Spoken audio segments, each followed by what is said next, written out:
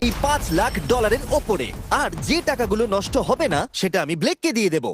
কিন্তু তুমি খুবই লাকি যে আমি তোমাকে আমার ক্রেডিট কার্ডটা দিচ্ছি, আর তুমি যত খুশি টাকা খরচা করতে পারো এই টাকাগুলোকে বাঁচাতে, এই মিসাইলগুলোর হাত থেকে যেগুলো ফায়ার করা হবে। তার মানে আমার যা ইচ্ছে আমি তাই করতে পারবো? হ্যাঁ, তোমার যা ইচ্ছে, কিন্তু তোমার হাতে 24 ঘন্টা সময় আছে, তারপরে আমরা মিসাইলগুলো ছুড়বো। ও আমার মেটাল চাই, চলো তাড়াতাড়ি। ঠিক আছে, চলো সবাই। আরে এ তো দৌড়চ্ছে। তাহলে এই অফারটা শুরু হচ্ছে একটা স্প্রিন্ট দিয়ে। প্রথমে আমরা কোথায় যাচ্ছি?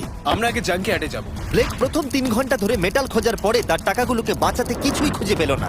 আচ্ছা, মনে হচ্ছে ও মেটাল খুঁজে পেয়েছে। ও এর মধ্যেই টোটাল খরচ করলো $30,000। আমার এটাও চাই, ওটাও চাই, সব কটা ট্রাক চাই। বেসিক্যালি তোমার এখানকার সব গাড়ি চাই। হ্যাঁ, তোমরা আমাকে কোনো শিপিং কন্টেনার দিতে পারবে? চলো পেছনের দিকে যাই। হ্যাঁ চলো, এটা তো দারুণ। টাকার উপরে এগুলো রেখে দিলে বেশ ভালো কাজ করবে। আর যেহেতু পুরো স্টোরটা কিনে নেওয়া যথেষ্ট ছিল না, ব্লেক একই জিনিস করলো আরো দুটো ইন্ডাস্ট্রিয়াল স্টোরে গিয়ে।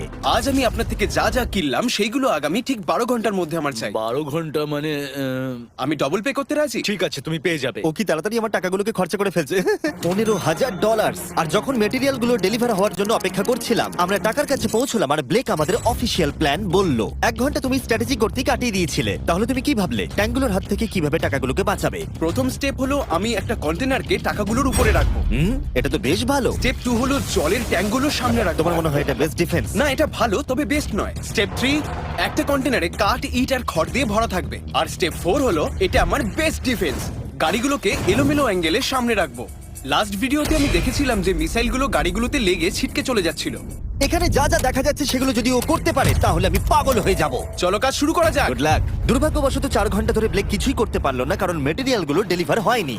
তাই আমরা কিছু কনস্ট্রাকশন ওয়ার্কারদের হায়ার করেছি যাতে কাজটা এগোয়। আমি একটা বিশাল দুর্গ বানাচ্ছি যাতে অ্যাটমিক বম ফেলে দিলেও টাকাগুলোর কিচ্ছু হবে না। দেখে মনে হচ্ছে এটা একটা ইন্ডাস্ট্রিয়াল কনস্ট্রাকশন সাইট। এগুলো দেখে মনে হচ্ছে ব্লেক তার টাকাগুলোকে বাঁচাবার একটা সুযোগ পেলেও পেতে পারে, কিন্তু যদি $5 লাখ ওই মিসাইলগুলোকে সহ্য করেও নেয়, তাহলেও এরপরে আরো 3টে ধাপ আছে যার হাত থেকে ব্লেককে নিজের টাকাকে বাঁচাতে হবে।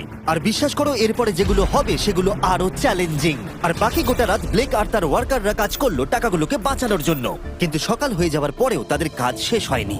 খুব ভালো, খুব ভালো। এখানে টাকা আছে, এখানে ট্যাঙ্কগুলো আছে, তাহলে গাড়িটা পিছনে কি করছে? আমি ওটাকে শোপিস হিসেবে রেখেছি ভাই।